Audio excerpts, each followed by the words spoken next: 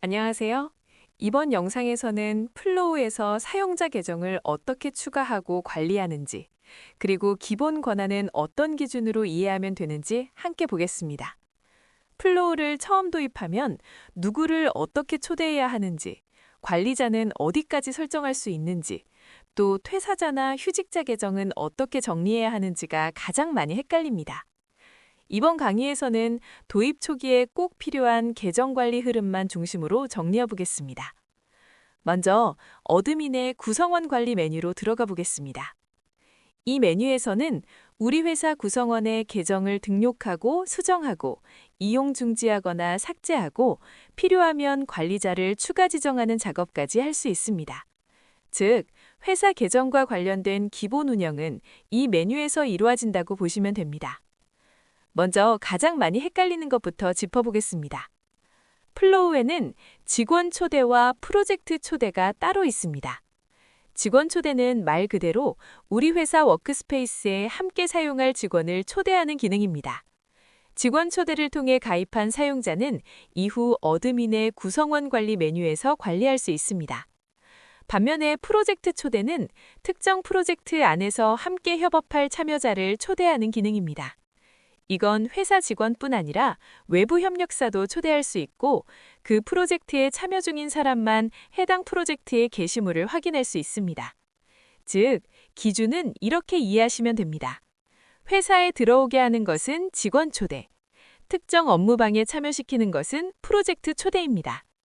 이 차이를 처음부터 명확하게 알고 계시면 도입 초기의 초대 방식이 훨씬 덜 헷갈립니다. 그럼 실제로 구성원을 추가하는 방법을 보겠습니다.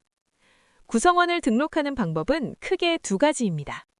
하나는 직원 초대, 다른 하나는 관리자가 직접 계정을 등록하는 방식입니다. 직원 초대는 플로우 메인 화면에서 우리 회사 URL을 전달하거나 이메일로 초대장을 발송해서 구성원이 직접 가입하도록 하는 방식입니다. 관리자가 이메일로 초대장을 발송한 경우에는 관리자 승인 절차 없이 바로 가입이 진행됩니다. 이 방식은 구성원이 스스로 가입해도 되는 환경일 때 가장 간단합니다. 반대로 입사자 등록처럼 관리자가 먼저 계정을 정리해두고 싶을 때는 직접 구성원 계정을 등록하는 방식이 더 편할 수 있습니다. 한 명씩 등록할 수도 있고 여러 명이 많다면 일괄 등록도 가능합니다. 먼저 개별 등록부터 보겠습니다. 어드민의 구성원 관리에서 신규 구성원을 한 명씩 등록할 수 있습니다. 이 방식은 소수 인원을 빠르게 추가할 때 적합합니다.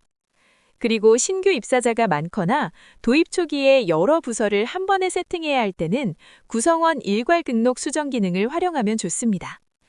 엑셀 양식을 다운로드해서 이름과 이메일 같은 필수 정보를 입력한 뒤 업로드하면 여러 명의 계정을 한 번에 등록할 수 있습니다.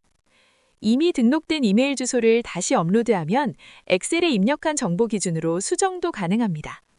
즉, 소수 인원은 개별 등록, 여러 명을 한 번에 세팅할 때는 일괄 등록으로 생각하시면 됩니다. 그리고 구성원을 등록할 때 조직도도 함께 정리해두면 훨씬 좋습니다.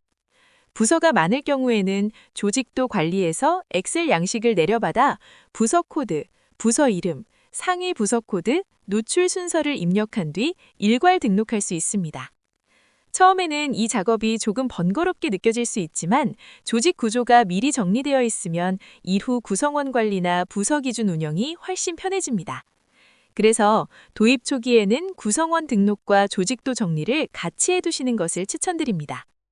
이제 권한 부분을 보겠습니다. 플로우에서 관리 권한은 크게 전체 관리자와 프로젝트 관리자로 나눠서 이해하시면 됩니다. 전체 관리자는 우리 회사 정보와 직원 계정을 관리하고 프로젝트나 보안 기능 같은 회사 전체 설정을 다룰 수 있는 권한입니다. 예를 들어 비밀번호 초기화, 조직도 반영, 신규 입사자 등록, 파일 다운로드 제한 같은 작업은 전체 관리자가 처리할 수 있습니다. 반면 프로젝트 관리자는 해당 프로젝트 안에서 참여자와 게시물을 관리하는 역할입니다. 프로젝트를 만든 사람이 최초의 프로젝트 관리자가 되고 이후 다른 참여자에게 프로젝트 관리자 권한을 추가로 줄 수 있습니다. 여기서 중요한 점은 회사 전체 관리자라고 해도 프로젝트에 참여 중이지 않으면 그 프로젝트의 관리자 권한이 자동으로 생기지 않는다는 점입니다. 즉, 회사 전체 운영 권한과 프로젝트 내부 운영 권한은 구분해서 이해하셔야 합니다. 이제 구성원 상태 관리도 함께 보겠습니다. 구성원 관리에서는 현재 사용 중인 계정을 이용 중지하거나 필요시 삭제할 수도 있습니다. 먼저 이용 중지는 휴직자나 퇴사자처럼 현재는 사용하지 않지만 바로 영구 삭제하기 어려운 계정에 적용하기 좋습니다. 이용 중지 처리된 계정은 더 이상 로그인하거나 사용할 수 없고 나중에 다시 정상 상태로 돌려서 재사용할 수 있습니다. 반면에 삭제는 이용 중지 처리된 계정만 가능하고 삭제가 완료되면 복구가 되지 않습니다. 게시물은 남아있지만 삭제된 계정의 게시물 수정은 어렵기 때문에 정말 영구적으로 정리할 계정일 때만 삭제하는 것이 좋습니다. 정리하면 잠시 막아두는 것은 이용 중지, 완전히 정리하는 것은 삭제라고 보시면 됩니다. 도입 초기에는 퇴사자 계정을 바로 삭제하기보다 먼저 이용 중지로 관리하는 방식이 더 안전할 수 있습니다.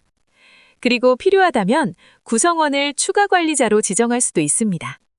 구성원 관리의 정상 탭에서 특정 사용자의 관리자 항목을 지정하면 관리자로 추가할 수 있고 반대로 해제도 가능합니다. 관리자는 정상 등록 인원 내에서 추가 지정할 수 있고 본인 스스로 자신의 관리자 권한을 해제할 수는 없고 다른 관리자에게 요청해야 합니다. 관리 담당자가 한 명뿐이면 운영 공백이 생길 수 있기 때문에 실제로는 IT 담당자나 운영 담당자를 함께 관리자로 지정해두는 경우가 많습니다. 그리고 관리자 변경 내역은 관리자 변경 이력에서 확인할 수 있어서 누가 언제 관리자 권한을 변경했는지 추적할 수 있습니다. 마지막으로 도입 초기 운영 팁 하나 드리면 계정은 한 번에 많이 열어두기보다 실제 사용할 구성원을 먼저 등록하고 필요한 관리자만 먼저 지정하는 방식이 안정적입니다. 그리고 직원 초대와 프로젝트 초대를 혼동하지 않도록 사내 운영 담당자에게 이 기준을 먼저 설명해두면 이후 문의가 훨씬 줍니다. 정리해보겠습니다. 직원을 회사 워크스페이스에 참여시키는 것은 직원 초대. 특정 업무방에 참여시키는 것은 프로젝트 초대입니다. 구성원 등록은 한 명씩 직접 등록할 수도 있고 여러 명은 엑셀로 일괄 등록하거나 수정할 수도 있습니다. 전체 관리자는 회사 전체 설정을 다루고 프로젝트 관리자는 프로젝트 내부를 관리합니다.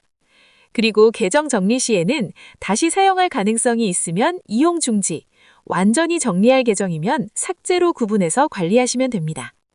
이번 영상에서는 사용자 계정과 기본 권한 설정의 기본 구조를 살펴봤고요.